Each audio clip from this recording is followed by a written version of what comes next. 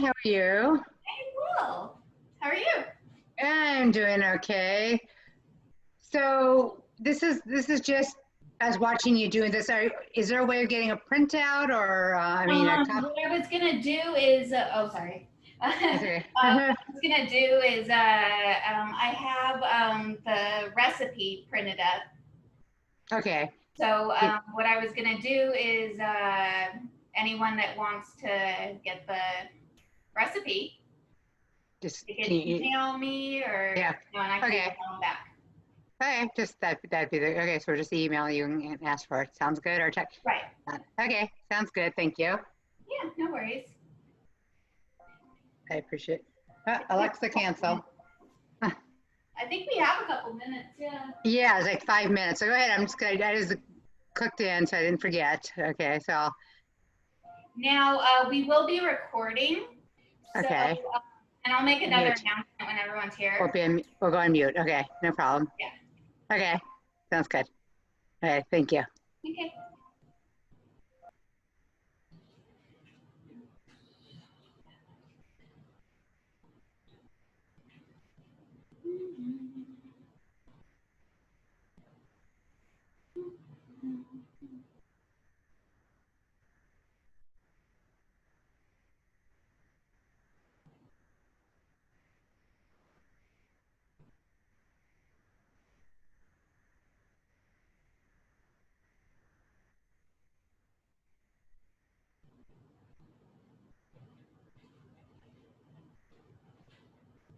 Hi. Hello. Hi, Sarah. How are you? Good. Good. You look good in purple. Thank you. It's my Challah. I know it. So yeah, I'm recording, so I didn't know like how that's gonna work for later. Well, it's a good idea, and then we can figure out what to do with it, whether we put it on, our website or we put it on Facebook. I don't know. Yeah. But I had a couple of people email me this morning for the information, Okay. and yeah, we should have, I would say 7 to 10 Okay, that's a good amount. once they get on. Yes. I'm gonna double check my temperature real quick. Sure. I'm gonna go on mute, okay, so I don't bug anyone there. Now, one benefit of doing a Zoom class is I am gonna, let people, ask questions. Right. So, Harvey Harris is coming on with his granddaughter. cool. Yeah.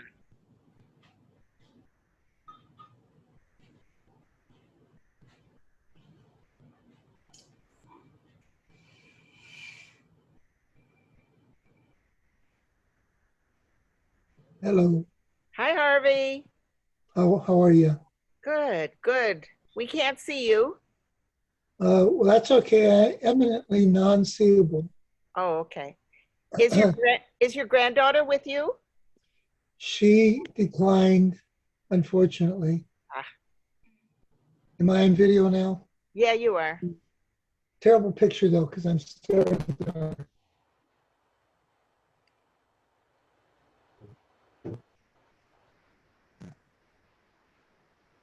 Unless I can see you.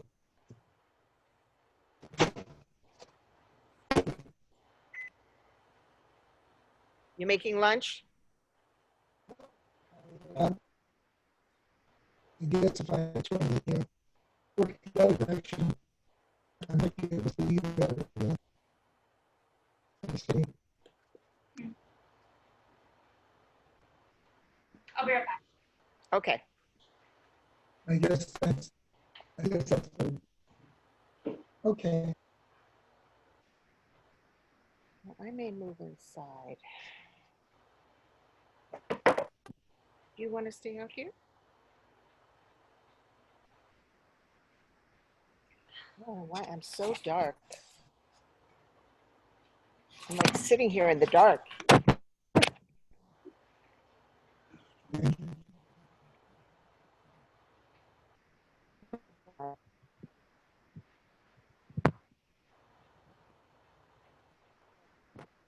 That's not email address.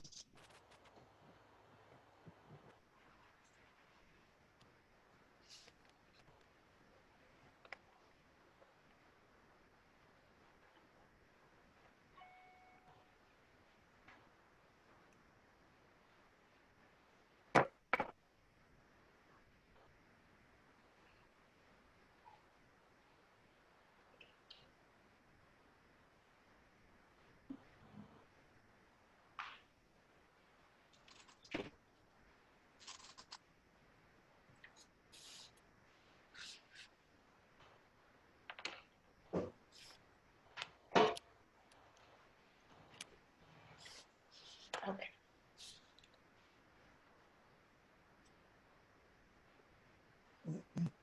Oh, my hair. God. About 5 minutes ago. About 5 minutes ago. Hmm? About 5 minutes ago. 5 minutes? Yeah, 5 minutes. Okay. I was gonna wait for a majority to log on. Right, right. Okay. Do you have anybody in the waiting room? I didn't set up a waiting room, I don't No. think. Oh, Let me check.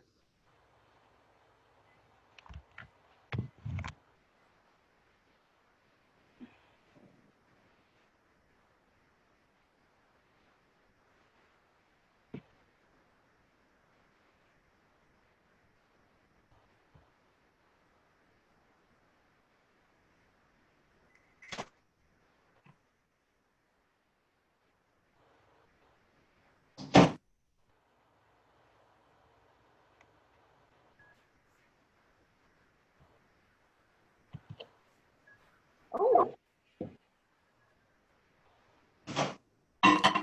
And who's this? Yeah, I don't think I set up a waiting room. No, no, I got in without it. Harvey did, and obviously, our newest edition also did. We'll find out who she is. Hello. Hi. Oh, Amanda. Hi, Amanda. Yeah. I'm Deborah. Thank you so much for sending me the invite. Oh, my pleasure. And of course, the lovely lady in purple is our own Erica Walsh. Hi, Erica. Welcome. Thank you so much. Happy to be here. Yeah. I almost feel like I should be playing like music or something to get us in the mood. I don't know. Music's always fun. Yeah, what music do you play for Challah? It depends on my mood. But I do tend to try to be positive and upbeat. So that the Challah will rise. Exactly. Yes. Like nothing too maudlin, you know, like no Wagner. Oh, here comes Pam Small. Yes. Whoops. Yes, I'm here. Hi, Pam. Hi there. Okay, I had trouble finding this. No. Okay, thank you. Okay, all right, stop. Be quiet. What are you mumbling about? Okay. What I wanted to do is I was going to hook this up to the TV so then I could have a big view. Are you there? Can you hear me? Yes, we can hear Okay. Okay. And all the grumbling had that. So, and all the grumbling from Felix, yes. So I'll probably mute you because Felix is here. I mean, mute me. you. Not Yes. you. Yes, so, okay. And I heard from some woman on Facebook wanted somebody to give her your email address. And I said, private message me and I'll make sure you get a Zoom invitation. And then I never heard from her. That was me. Sorry about that. Oh, that was you. Oh, there Yeah, you that go. was me. Thank you. Sure. That's good. We got Amanda in. We got Okay. Amanda in. And Sarah Gordon is here and Harvey Harris. And I know we're expecting a woman named Sarah Brashears. She asked me for the information this morning. Okay, so are you going to switch over to Erica? Oh no, Erica's just going to take it whenever she's ready. Yeah, know- I'm just Yeah. Just wait. Okay. All right, I'm going to mute myself and plug you into the TV so I have a bigger view. Okie dokie.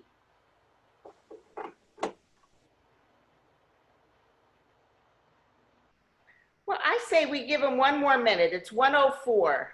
Okie dokie. The final countdown. Yes. Yes. So, and of course, right when I'm about to do the Zoom, someone's like weed whacking in the neighbor's yard. I can't hear it. Good. So, no, that's good to hear. Okay. I don't have to be paranoid about that. No. So I've never done this before, so we'll roll with it. Yes. Yeah. So how many people are on?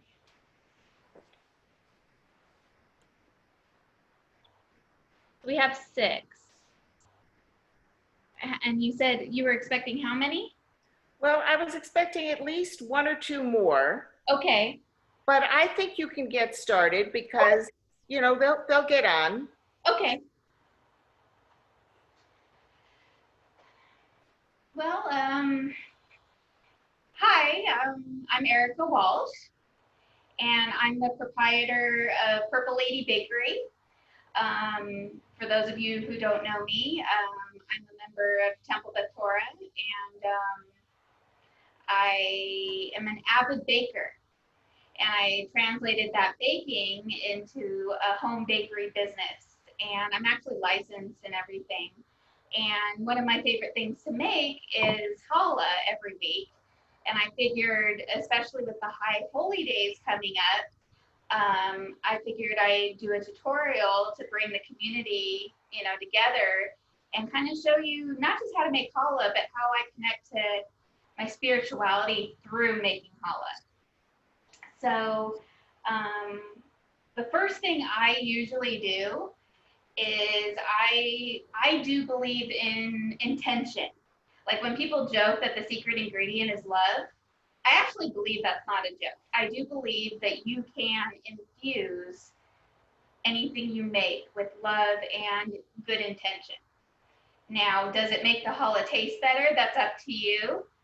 You know, I mean, challah is challah. It's amazing. So, and then what I do is I do kind of like a mindful, I think it's called a kavanah, like what you do with a talit. You know, it's like separating your normal day and activities into something like a holy activity, something meaningful to you. And technically you don't bake with a talit, but you bake with an apron. Yeah. So I kind of, and it changes from whatever week to week, but whatever I want my overarching intention to be, and I keep it pretty simple. I just kind of take a moment and just kind of say it to the universe. You know, it's like I want sustaining joy and sweetness for my family for this week and this upcoming year, especially since this is a holiday challah, a sweet challah. I like to kind of do the whole year reflection as well. So and then, you know, you put the apron on. And it's not just about keeping your clothes clean. I believe that by putting an apron on, you're indicating to yourself that you're in a different mode. And it's like, now you're getting the work.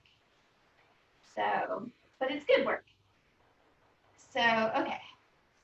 So apron's on, we're now in baking mode. Okay, so bowl. I personally have all these professional stainless steel bowls, but anything will pretty much do. And then what you do is you do active yeast. Make sure not to use the fast rising yeast because that'll alter it. Just the active yeast, you know, just regular old yeast. And it's 1.5 tablespoons. And before I get started, if you want the recipe like written out, just email me at purpleladybakery.com and I'll say it again at the end. And then what I do is I set aside time to do what I call honoring the ingredients. So what I do is each ingredient has a property, and scientifically and spiritually. So yeast, as many of you know, is a live, active thing that comes alive. So it's very meaningful for life, and it gives levity and all of that fun stuff. And it's really fun to see the chemistry experiment. So you put that in. And then since it's a Rosh Hashanah challah, I do honey. So, but you can do sugar. It does need that sweetness for not just the new year, but to feed the yeast. Yeah. So what I try to do is when I put the honey into the yeast, I almost like say, rise, my child, rise. And, I get fun. Have fun. This isn't drudgery. And then also like this is going into the new year, sweetness. So you're starting your new year sweet. And then a little tip is if you know how honey is sticky, spray your bowl with a little bit of like canola oil spray and it'll flop right out. So, okay. And then what you do is you can do water, but what I do to be extra special is I do apple cider. Oh, cool. So, and what I do is it's very important to have the right temperature. So if you have like a meat thermometer, or if you're really into the keeping things separate, you have one specially for your challah, and you do the temperature. It should be between 105 and 115 degrees. Wow. Anything hotter can actually potentially kill your yeast. Anything colder and the yeast won't rise as well. So and then you put it in. And then you just gently stir it just a little bit. You don't want to zhuzh it too much. And and then this is important. You set a timer. So it usually takes about 5 minutes for it to fully foam up. And that's the cool part is you can actually watch it come to life. I don't know if I can really show you the whole like beginning to end of that, but I'll show you the end. So in the meantime, I find that especially with a sweet challah, it's important to add the apple cider, but you can also add just apple juice because I find it gives it this extra levity to the dough. And also that extra sweetness where you don't know exactly where it's coming from. Mm. And also apple cider, I just learned, is a low-grade fermented drink. It's not alcoholic, so it actually gives it that little bit of airiness to the dough. So that's actually really cool. And, I'm sorry, can I interrupt you for a second? Yeah, absolutely. I'm totally sorry to interrupt. I missed the measurement for the honey. Oh, yeah. So I apologize. I don't think I said it. It's 1 tablespoon. Thank you.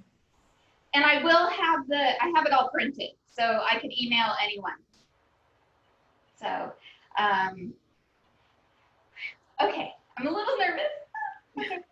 Okay, so over foaming. Okay, so where was it? Okay. Oh, and for the apple cider or water, I do 1 cup and 3/4 of a cup. And yeah, and I find it's better to just do it in the measuring cup in just the microwave. So, but you can even do it over the stove, whatever. Just make sure it's between 105 and 110. Sometimes you can go as high as 115, but then it's, I call that iffy territory. And then, where was I? Oh yeah, basically what I like to do is while I'm waiting for it to foam, I kind of do like a, how would I call this? Like more of that intentionality, you know, where I focus on what it's doing. And I find it's fascinating because in school, I hated science class. And I didn't realize how much science goes into baking, especially bread. And I think that actually intimidates people. I've actually heard that from people that they prefer to bake or cook, but most people don't cross over, which I find fascinating because I do both. And I kind of understand it, you know, like I hear people say it's like, well, at least you can measure, you know, things like with your soul, you know, it's like I've heard people say it's like you measure garlic with your soul and your ancestors tell you how much garlic to put.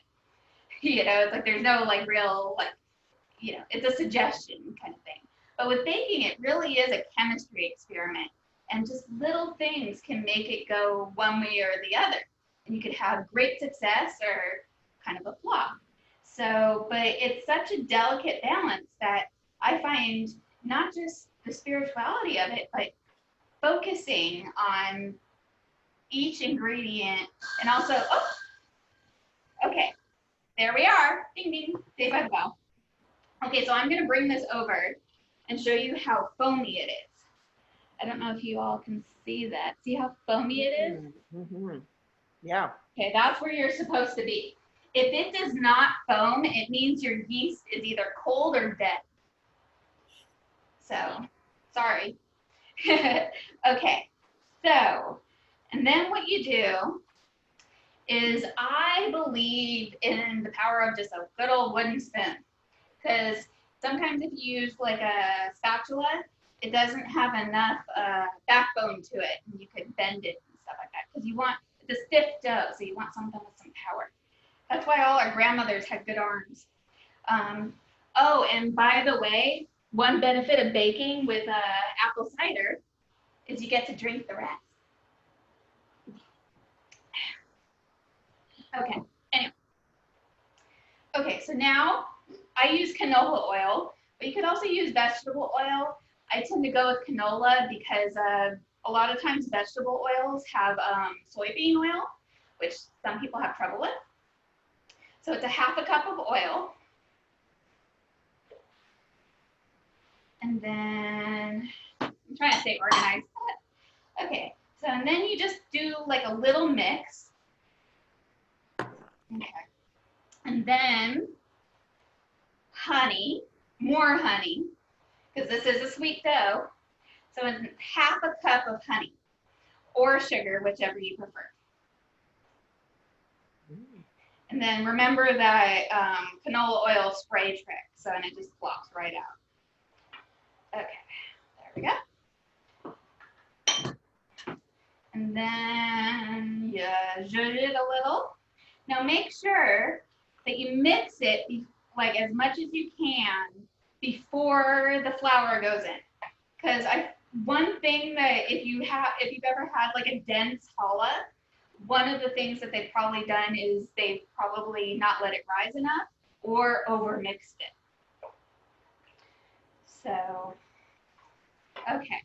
And then the eggs, it's 4 eggs. So, the whole shebang. And I use large eggs, and it does matter. So, I know a lot of times the other sizes are on sale, but don't be fooled. It does matter what size you get. And then a tablespoon of salt. I know it sounds like a lot, but trust me, you need the salt. And it's whatever salt you prefer. Some people like to use kosher salt. I personally just like regular table salt, but you know, whatever floats your boat. And then you put that in. Okay. Now, here's the tricky part. So you don't overmix. And the big thing is with the flour, if you plop it in all at once, you're going to be in a flour cloud. And that's not good for anybody. So, because you don't want to come out looking like you know, anyway. So, So I do usually like a third at a time. So, because you don't want to do too much at once. So you just basically mix it enough where it's kind of wet, if that makes sense. And it's a lot of flour. It's 8 cups because this is to make 2 challahs. Because back in the day, and to this day, a lot of people have 2 challahs on their Shabbat table. What I do is I cheat and I just freeze one, so I only have to bake every other week. Because I'm Jewish light sometimes. So, but I still like the homemade challah. So, and it actually freezes amazing. So just FYI. So I always have a couple challahs ready to go in a pinch. And the reason they had 2 challahs, I just found out, is it depends on who you ask, as most Jewish answers are. It's either because of the 12 tribes, and you do 6 strands in each challah, so it equals 12, or on Shabbat, when we were wandering the desert, I guess manna would fall twice as much on Shabbat. Like, yay! So, but you know, depending on which rabbi you ask, you know, they have a different answer. So whichever answer you like, go with it. But there's actually a lot of cool stuff. Like, I guess, like even like in the Bible, it mentions challah. Like, I guess there was a miracle with challah with Sarah, like when they had unexpected guests. Her challah, the miracle was that it lasted all week without going stale. And when she died, I guess the miracle ended. Huh. Yeah. So and that's and it's actually a mitzvah, like an official mitzvah, to do what's called taking of the challah. Now, this recipe is officially under the quota because you need at least 10 cups to do taking of the challah, if that makes sense. So, so if you're and most people do not bake with more than 10 cups. So this is 8 cups, so we just got under the threshold. But if you wanted to double this recipe to make 4 challahs, yeah. So, but if you do want to know about taking of the challah, it's all on the internet. So, and it's really cool because it's actually in the Torah that it's a mitzvah. And it's actually usually designated for women. Yeah, okay. So, now don't even get me started on gender politics of cooking. But, okay. Erica, could you move over? Could you move to your right a little bit? Because, oh, that's better. That's so much better. Thank you. Okay. Yeah. Okay, now, you don't want it to be completely mixed because like I said, you don't want to overmix. So this, I'm going to show you, is kind of what you want. It's going to look wrong, okay? So it's going to look kind of crumbly. So I'm coming back. I'm just off camera. So I use a cutting board. Now, if you are the kind of person that has a stand mixer and you're like, I am not doing this by hand, all power to you, no judgment, whatever gets you there. If you have a bread maker, go for it. I personally find it very cathartic and spiritual to actually knead the dough. Not only is it a great upper arm workout, you can skip arm day at the gym, but it's really, how do I put this? It's a senses oriented thing because it engages all the senses. And so you really get grounded. And especially that feeling of the dough, there's nothing better. I mean, we all used to play with Play-Doh as a kid. So I don't know, maybe I'm biased. Okay, so what you do is now this is a very important part, is do not over flour your board or your challah dough. There might be a tendency where you're like, oh my God, it's too sticky. Always flour your hands instead. It's more important to make sure the dough doesn't stick to the board and your fingers than to actually flour the dough, because then you'll get a stiff dough. And then you actually measure out half a cup of your dusting flour so you don't over flour. And then you just womp. Now, I'm not going to do the whole kneading process because it takes 10 to 15 minutes to do it properly. So I'll just show you a little bit of the technique. And then, like magic, there's one already kneaded over there. So, like I said, now what I do is I keep the bowl right here. I don't know, am I in frame? Okay. Let me move over. That's good. Okay, so what I do is I put my hand over the bowl instead of over the dough, and then you just rub. It's important also to get like your upper arms. I know it seems like you're making a mess, but that's part of the fun. Because you don't want it to stick to your wrist, you know. Okay, so it's gonna seem a little gooey. That's okay. Like you're pretty much gonna panic for the first 5 minutes. You're like, this doesn't look like challah dough. It's okay. Calm down. Okay. Trust me, I panicked like for the first like more than I care to admit. So what you do is you just kind of work it gently and see how it's starting to stick a little bit. Then you just kind of dust. And as you go along, you're going to need less hand dusting. And that's how you know you're in the right direction. And what I do is I kind of fold. And right now it's going to fall apart. So I fold and push, fold and push. It's kind of funny. My brother has seen me do this and he jokes that it looks like I'm giving it CPR, which I kind of like the metaphor of that, you know, that you're bringing it to life. So, and actually, I guess there's an episode of The Office where they teach people how to do CPR to Staying Alive by the Bee Gees. So sometimes I inadvertently start humming Staying Alive by the Bee Gees when I'm doing this. So go ahead, do it. Staying alive, staying alive. It really, yeah. I mean, I find whatever gets you there. Like I sometimes put music on. I mean, and it ranges from, I don't know, like sometimes it's Jewish music, Fiddler on the Roof.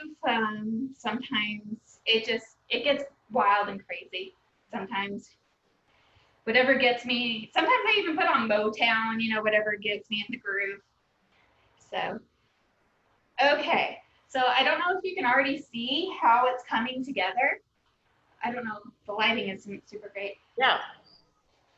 Okay. I can see it. Yeah, see how it's already like less crumbly? Mm-hmm. So, and what you do is you just keep folding and pushing. And it's important to use the, what do you call this part of the hand? Heel. Thank you. It's important to use the heel. And then also, it's important to understand what you're doing is you're activating the gluten. And what does that mean? Gluten is the glue. So you're basically activating what's keeping it together. So the more you push it and fold it, and yeah, and I usually kind of hum or sing, or sometimes I get into like a rhythm. You know, sometimes I come up with a little rhyme to do it, you know, whatever gets you there. You know, it's like fold, push, you know. It's I try to keep it, you know, fresh, especially if I'm doing it every week. So, okay, so I don't know if you can already tell, this is not fully done, but it's already, see how quick that happens? Mm-hmm. Yeah, Yes. okay. Now, what I'm gonna do is this guy's gonna go over here.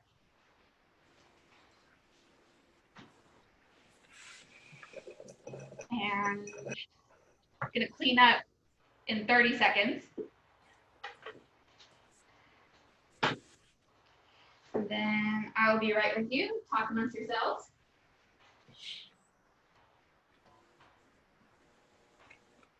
Hello, Liz. Hi. Now, there's no way around this. I have flower fingers. So, what are you grateful for? What sweetness have you seen this week? Talk amongst yourselves. Yeah.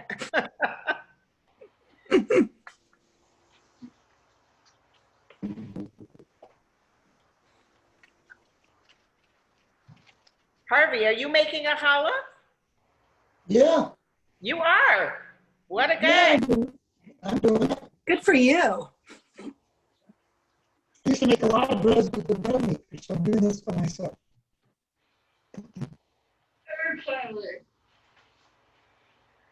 Okay, there's no way around that. Gotta wash those hands. Yep.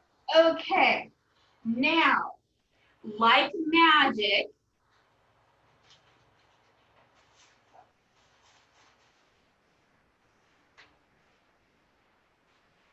ta-da! I just kneaded this, wink, wink.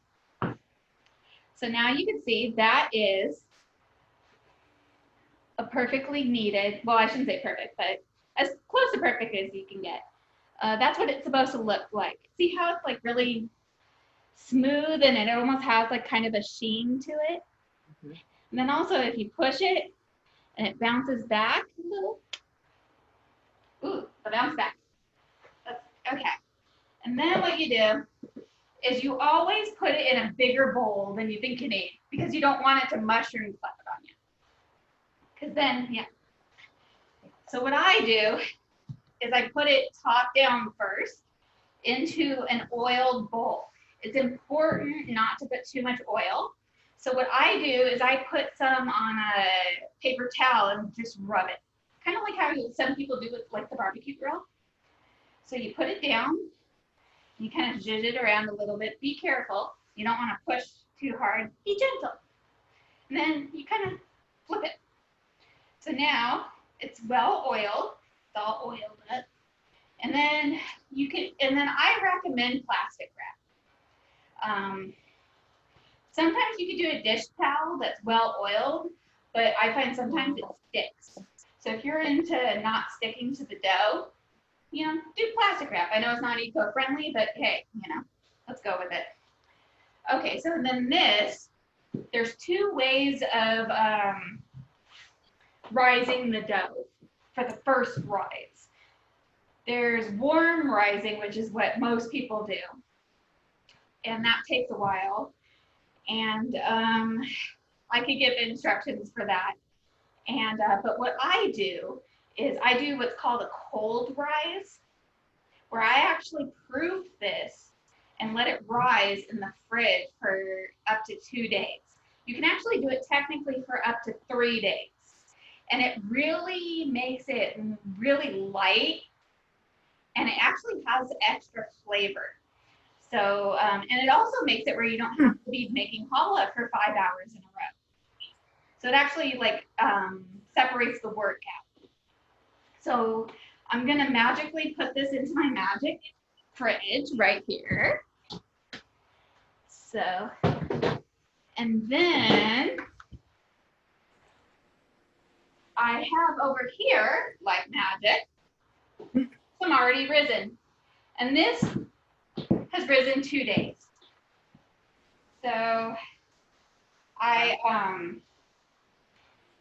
and then what I do, and it's really puffy, I don't know if you can see that, where it's kind of like a marshmallow, and it kind of has like a sponge-like texture. So, and actually at this point, you don't want to add too much flour, okay, if any. So I only add a little, oh, my flour's over here, hold on. It went away. Okay, so I do a very little sprinkle. I actually make a little sound effect. Just to really emphasize how little I'm doing. Then you rub, okay. And then it's really important to just do the hands, so to get the oil, And then what I'm gonna do is I'm gonna show 3 different shapes for a holiday challah. The first one is what I call the easiest, is what a lot of people call the turban. And it's kind of the spiral. It's whatever you want to call it. I think it actually kind of looks like a snail or a shell. So it's, whatever you want to call it. Now, because there's a lot of air in here, because the yeast forms CO2, so it's like there's bubbles. So it might seem counterintuitive because you spent 2 days building all these bubbles. So, but you want to deflate it. Like if you did a warm rise, you would want to punch it down, which sounds kind of aggressive, but it's very important to get some of those bubbles out. So you can be a little aggressive at this point. Now what you're gonna do at this point, I find squeezing is important as well as rolling. So I find to get it started, I start in the middle and work my way up.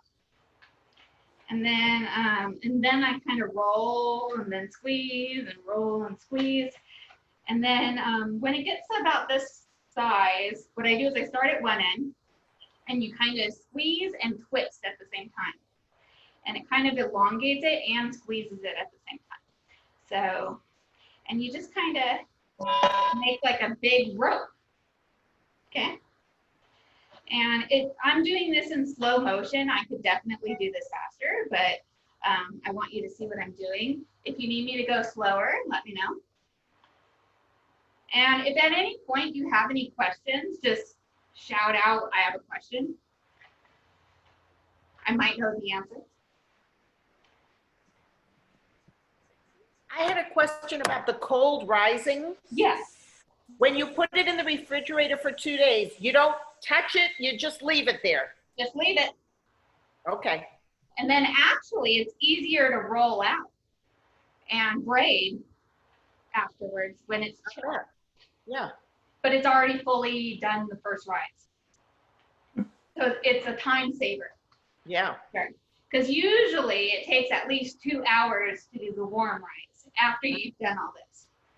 So a lot of people get tired and they're like, I'm not doing this every week. Right. So a lot of people, it actually makes it more doable. And I also found that my family went gaga when I did this. Like they were like, this tastes so much better. Wow. My mom even said, I don't even have to put butter on it, which is a big compliment because we're big butter people.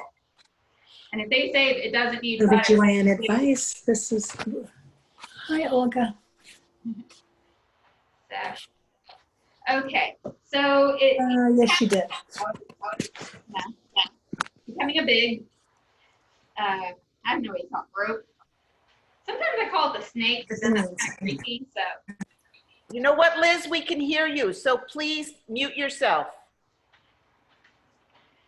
Okay, so now depending on the length and width, it's completely aesthetic. So I personally like it a little thicker because I like it to be less pull-aparty, if that makes sense, where you could actually technically slice it if you want, which I know is a big no-no, but we won't tell anyone. Okay, so what I do here is I kind of like, what do you call it, position the snake. And then what I do is I put my finger down and I take the edge and then I put it around my finger. I don't know if you can see that. Yeah. And I pinch it with my other finger and I kind of twirl it. Oh. It kind of makes a little doo-wah-diddy, like I call it the rosebud. So, and then you hold that with your hand and you take the tail and you twirl it. Oh. Yeah, that's all you do. And then this little tip, you just tuck under. Oh. Yeah, and now you have a little turban. Now, depending on how much you want it to puff up or go out, is depending on how tight you make it. Like if you want it to go sideways more and be flatter, then you do it looser. Okay, and I did 2 different versions of this. If you want it more where it looks more like a snail shell, then you do it tight and it'll kind of go this way. So it's whatever, and that's just aesthetics. So this guy, oh, hold on.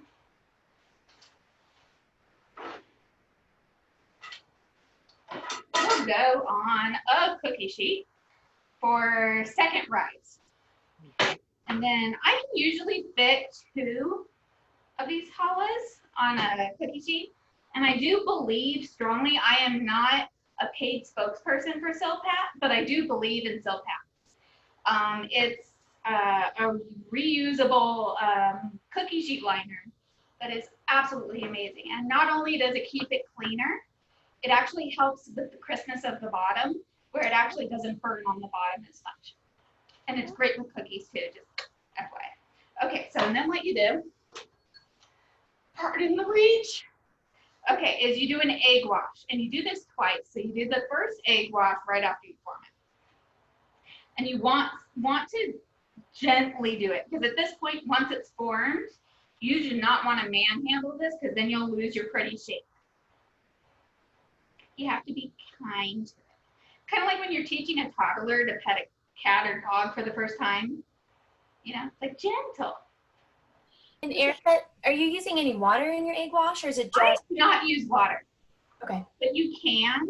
It gets different crusts. The more water you put, the less crunchy it is. Okay.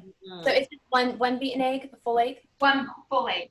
And if you want less color but sheen, then don't put the yolk.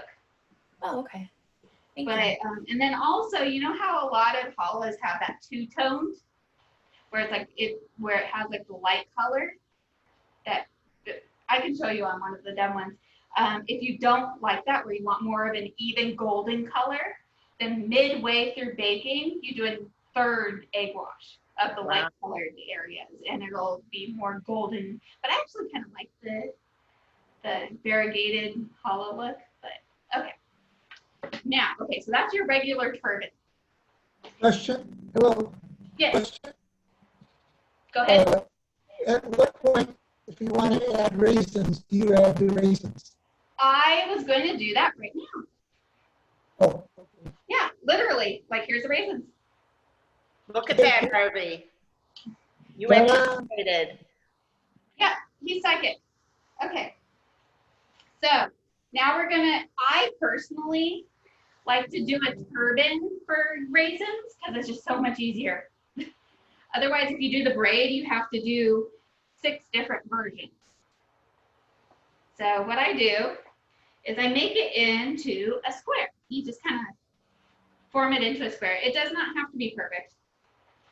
Okay? And you don't have to squish it too much because you're going to do that with the rolling pin. Okay? So it's kind of squarish. Okay, so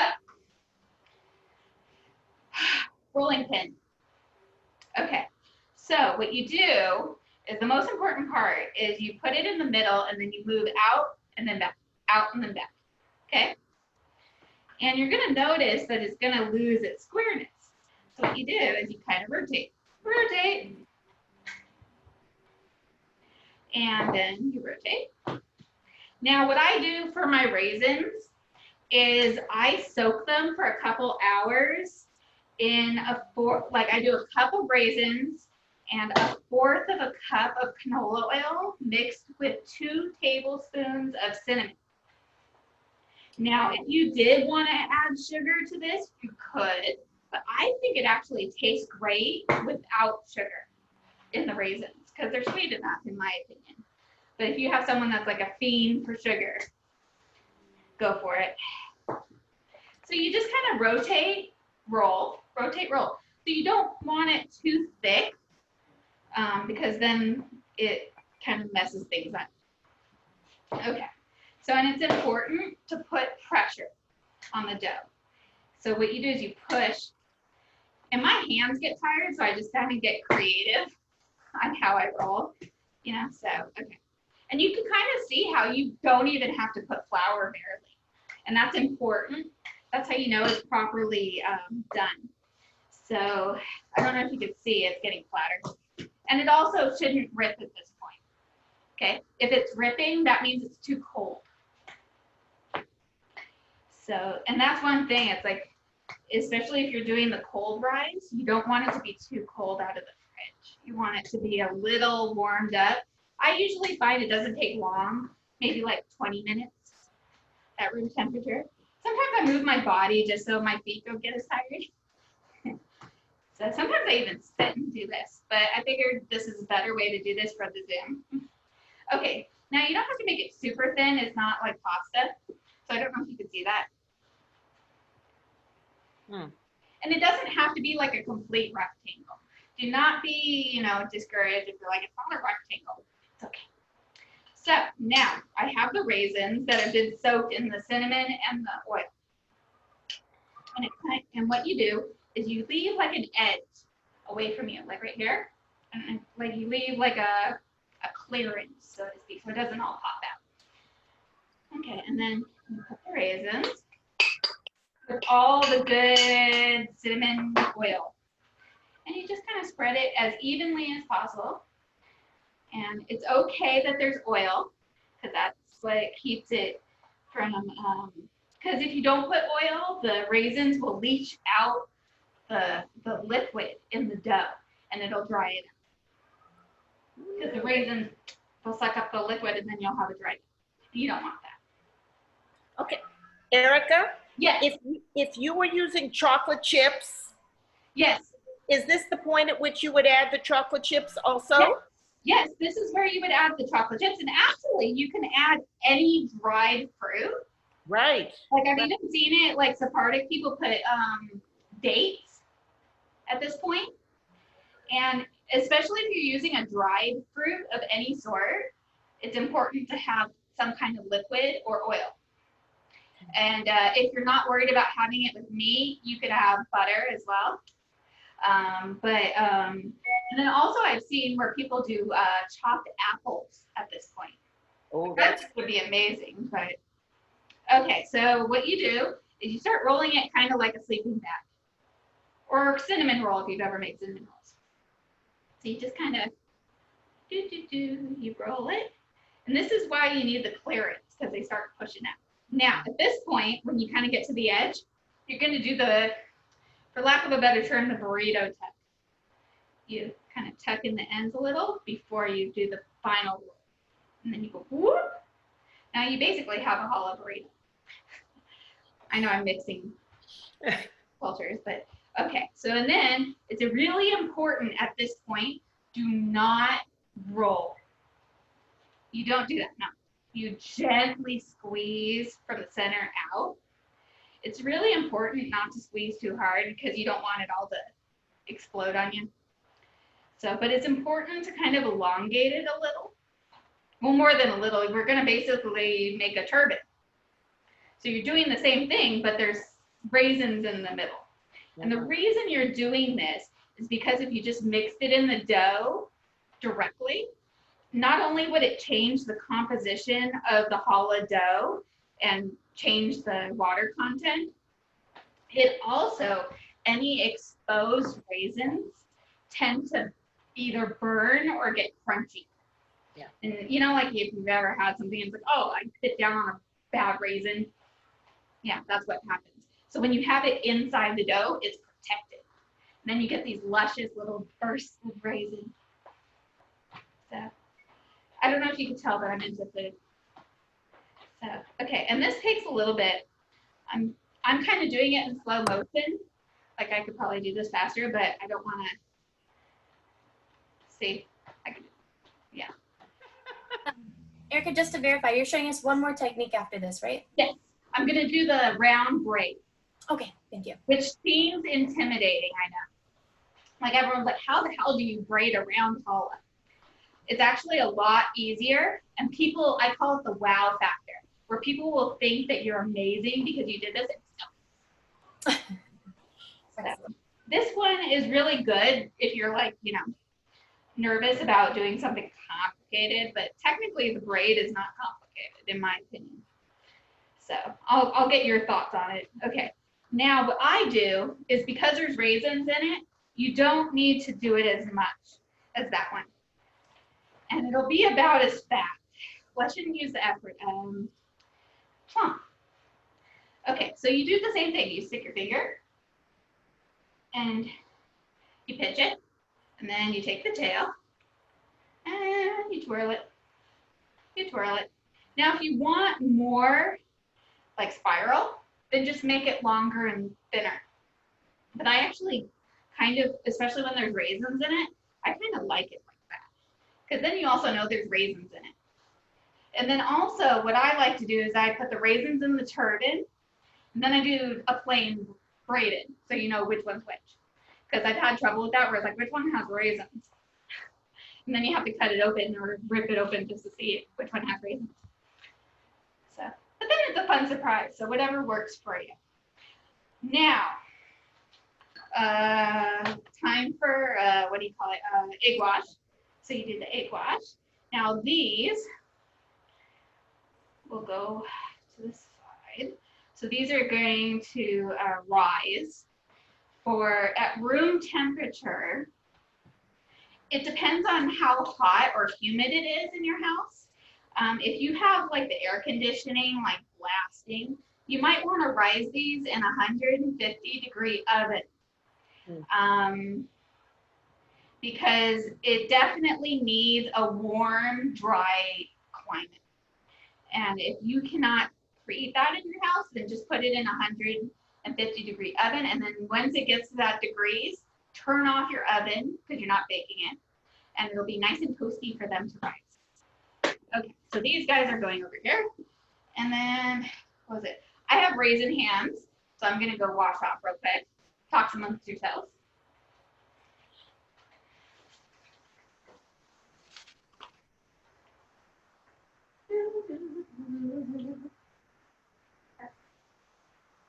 I'll make a pitch for Erica while she's washing her hands.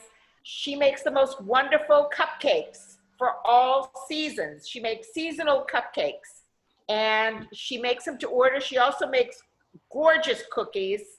And she's so easy to work with. She's so, willing to do what you want for your own needs. So Purple Lady Bakery. Yes. Not just because I love purple and I love Erica. Aw. And Yeah, one Erica, of the popular ones is my apple honey cupcakes. Those are amazing if I do say so myself. Okay, now last but not least, building up to what seems like the most complicated, but I love this one. This is my personal favorite, but I am biased. So this is the braided, dun dun dun, which I know it's like everyone looks at that. How did they do that? Okay, well now you're gonna know. Okay, now you start with the dough, obviously.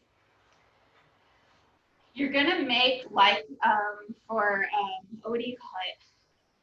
For Shabbat, 6 grams. Okay.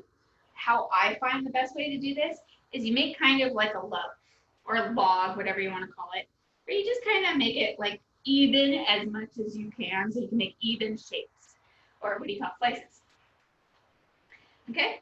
So you kind of make like where it kind of looks like a pound cake. So, and then what I do is I slice it down the middle.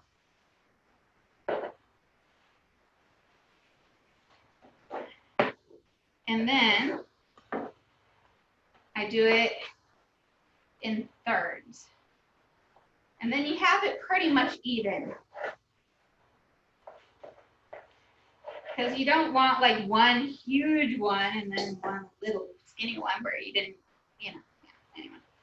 Okay, and then what I do is I put them aside in the bowl, just so they're not in the way. Okay, get in there. Okay, so you're gonna have like this little lump. And what I do is I kind of squeeze it a little. For some reason, that like a lot of times I think of like the Beetlejuice song, shake, shake, shake. So this is when I start getting a little tired, so I just kind of try to infuse a lot of energy. So it's like shake, shake, shake, Sonora, shake your body, right? Anyway, that's just how I roll. So what you do is you do the same thing as a turban. You squeeze and twist, and that's the best way to elongate dough. Because if you pull, it'll rip it, which is not good. Because then it'll be unsightly and ugly, and you don't want that. You want pretty. It'll still taste good, come on. So I don't know if you can see what I'm doing. So, and you kind of want about 18 inches at least. But it depends on how thin you want it and intricate.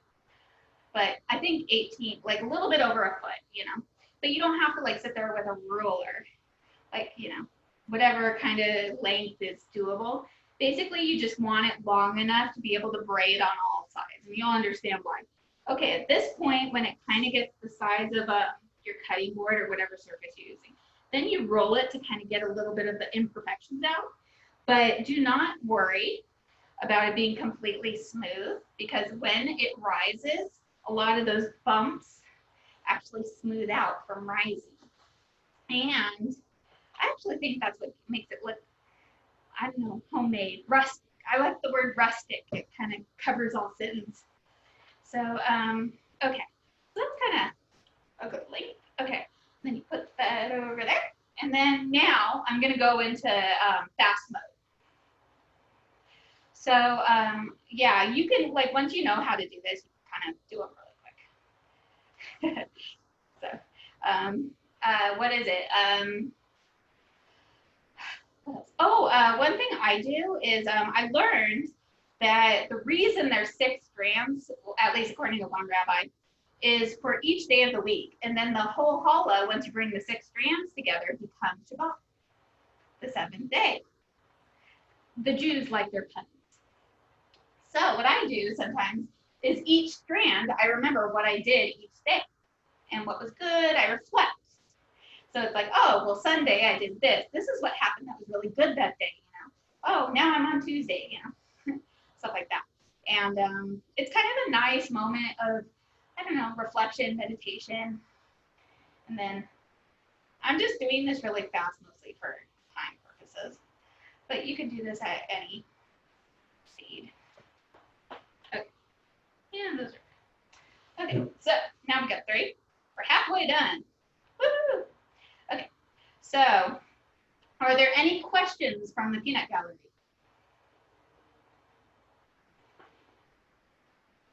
No? Everyone good? Actually, I do have a question. I'm completely new to this. Oh yeah, no worries. And I know that there's like a piece of the challah bread that is. Yes, that's called the taking of the challah. And you need to use at least 10 cups of flour to qualify for taking of the challah. Why? I'm not exactly sure. It depends on who you ask again. But the reason they used to do that is because they used to take challah to the temple, which we don't have anymore. So they're like, well, you know, you could pretend to give it to the temple now. So and some people burn it, some people double wrap it and throw it away if they don't want their house to smell like burnt toast. They double wrap it in what? And throw it away. Oh, okay. So you got to make sure that it doesn't touch the trash.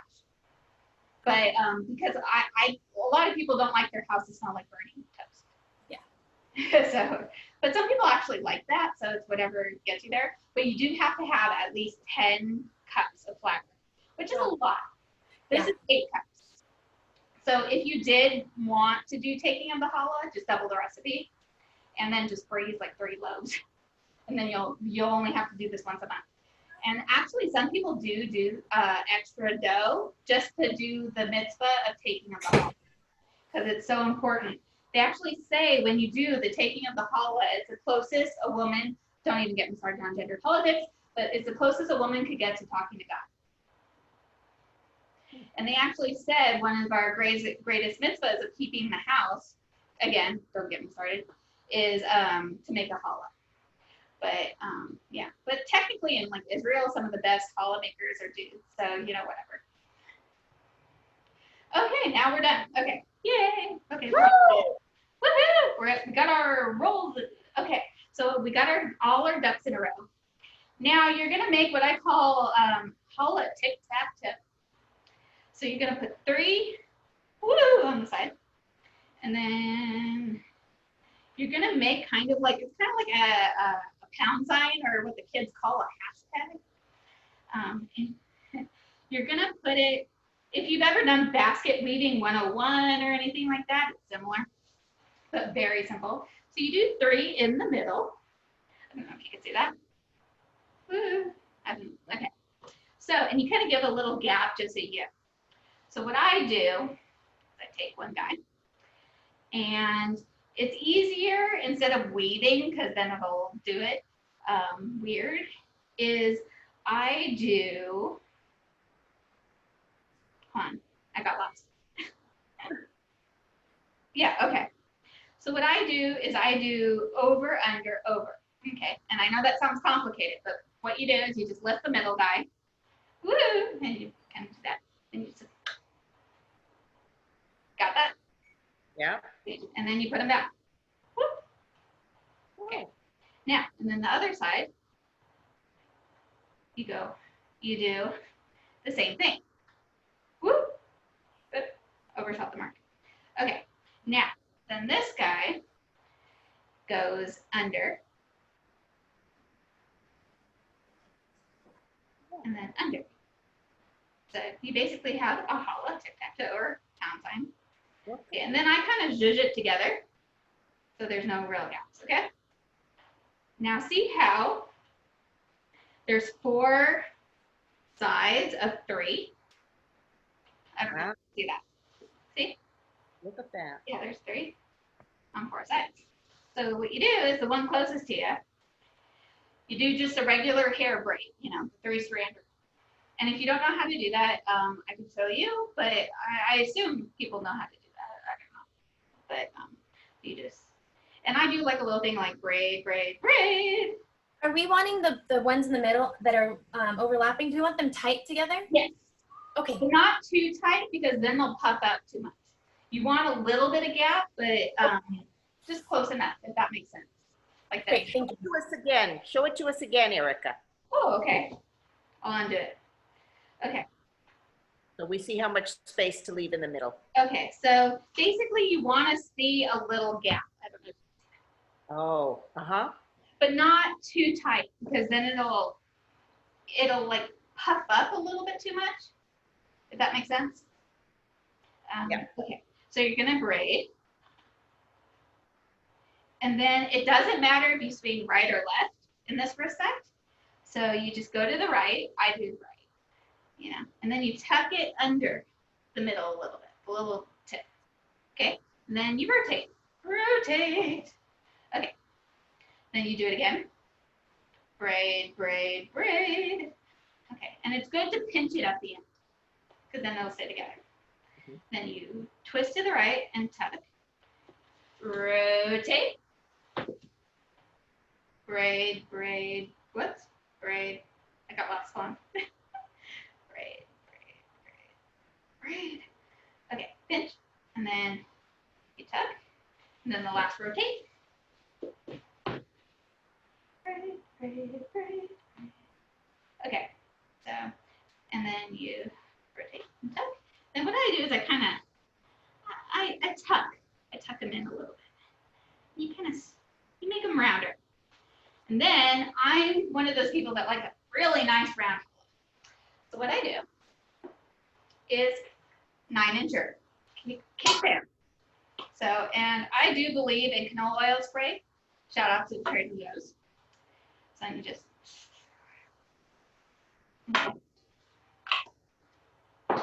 and then you put this guy in the cake pan, and 9-incher will do it. And then you do the egg wash. And again, it's important to do this gently because you don't want to lose your pretty shape. Now it'll look a little funky at this point. Don't worry, it doesn't have to be perfectly round at this point because once it grows into the cake pan, we'll shape it for you. It does a lot of it for you. That's one reason to do the cake pan. Is there a question? You braided and just tucked it under? Huh? You did the braids and just tucked it under? Yeah. Below? Oh, okay. Yeah. Yeah, so and then you get this guy. Where it kind of looks like that. Okay, now these guys are gonna do the second rise. Now, like I said, you do like either in the oven or like in a place where there's no draft. Or if you really want to elongate this process, you can do a second rise in the fridge as well. So, but you got to make sure that it has at least 12 hours. Wow. So, yeah. So it depends on how much of an instant gratification you need. Okay, so these guys are going to go rise, wink, wink. And like magic, these are, yeah, oh yeah. Yeah. So, okay, so this is what it looks like. And you want it to be puffy like a marshmallow. And you want a little room because it will grow a little bit more. Sorry, I'm not on camera. It will grow a little bit more in the oven. And you don't want it to balloon up too much. Okay? So, and then I'll show you the swirls or the turbines, whatever you want to call them. So this one is the raisin, and this one is the knot. So that's what, and they both fit perfectly on a cookie shape. So, and then you do second egg wash, and just gently, you know, it's like you really, especially at this point, you do not want to deflate this because then you'll get like, it'll look a little lopsided. It will be sad. Because you spent all this time and effort, you know, it'd be sad to, you know, get a little aggressive with your challah, you know. But technically, it's not the end of the world. That's one thing that I always like to tell people is, like I used to call like my cookies that didn't look as pretty reject cookies and things like that, and they were only allowed to be eaten by the household. But then my stepdad pointed out, you know, they're called seconds, not rejects, because they still taste good and they still have value. So, you know, and it was, yeah, so even if you do, God forbid, you know, dent your challah, it'll still taste fine. And then one thing I find is I'm doing this faster for, you know, tutorial purposes, but I do find, when I do this, finding an intention for each action is very helpful. Does it make it taste better? That's up for you to judge. But I do believe that you can infuse these, like this with magic. So, and it's like, oh, I want my family to be strong and healthy and, you know, whatever floats your boat. Okay, so these are gonna bake, wink, wink. So,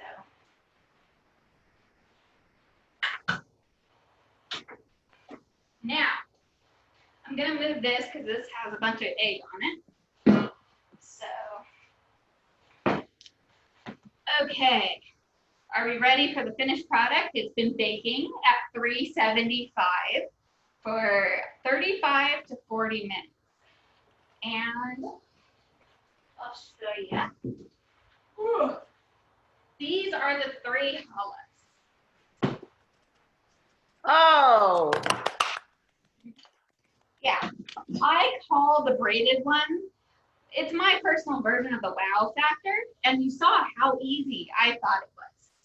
But they're all easy, but in my opinion. Yeah, okay, hold on, they're falling. Okay, there we go. So beautiful. Now, one thing that's very important is more than the time frame is when you're checking to see if a challah is done, it's got to sound hollow. You know how people knock on a watermelon? It's similar. I don't know if you can hear this on Zoom, but can you hear that? A little bit. Okay, well, it's supposed to sound hollow, and that's how you know it's done. Now, there is, some people will stick it with a beat thermometer as well, or, you know, a thermometer. And there actually is, like, different temperatures and stuff like that, but I find the best way, foolproof, knock on it. Okay, and yeah. Any questions? Can I come to your house? It was so, yeah, it was actually funny. Yesterday I was making challah and my brother's like, do you think we'll ever get sick of challah? No, I don't think so. Yeah, so yeah, and I find, you know, it's really, especially if you make this double batch with 2 challahs and you freeze one, it's so much of a joy, especially the smell of challah in your house makes it smell like home. It's one of the most welcoming smells. And it's like, it's the whole process involves all the senses of the earth, you know, like you can smell, not just when it's baking, but the smell of a dough is a very specific smell that I find really comforting. And, you know, and how it looks is very important. You know, even the sound of knocking on it is part of it for me. So, but then there's also the spiritual element that is above the tactile. And that's where it's not just what you put into it, it's what you get from it. And I find that incredibly satisfying, especially this time of year, you know, with Rosh Hashanah and Yom Kippur. You know, it's very, I think, important to take that time with yourself. You know, I know, especially in quarantine, a lot of us have trouble having a moment for ourselves. And I find, you know, this kind of gives people a moment with their, just, even if you're not into the woo-woo part of all the spirituality, it's a good meditation practice to do the dough and stuff like that. And if you do have children, I do recommend making the dough for the first rise first, so they just have to braid it. Because I don't know about it depends on the age. Each age can handle only so much waiting for dough to rise. Hell, even adults sometimes can't wait. Oh, and just FYI, do not eat raw dough. I know people do raw cookie dough, do not eat raw dough, just whatever you do. Disclaimer. And then what you do is if you're gonna freeze any, just put it directly in the freezer. Do not put challah in the fridge. It will dry it out.